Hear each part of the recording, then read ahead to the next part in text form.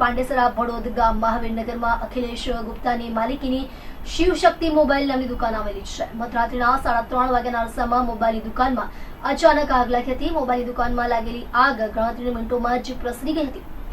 દુકાનમાં રાખવામાં આવેલી મોબાઈલની બેટરીઓ બ્લાસ્ટ થતી હોય એવા દ્રશ્યો સામે આવ્યા હતા. દુકાનમાં ધડાકા થતા હોય તેવા દ્રશ્યો સ્પષ્ટ દેખાતા દુકાનની આસપાસ ઉભેલા લોકો ડરીને દુકાનથી દૂર નાસી ગયા હતા.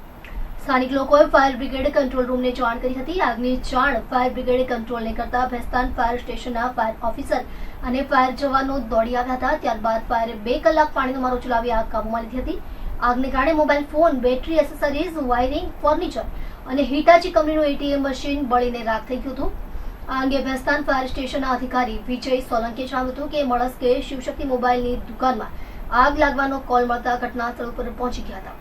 શોર્ટ સર્કિટના કારણે આગ લાગ્યા હોવાનું જાણવા મળ્યું હતું. મોબાઈલ દુકાન હોવાના કારણે ઘણા બધા મોબાઈલ અંદર હતા. અંદર એટીએમ પણ હતું, જે પણ સળગી ગયું હતું. માત્ર 2 ફાયરની ગાડીઓ દ્વારા જ આગ કાબૂમાં લેવામાં આવી હતી.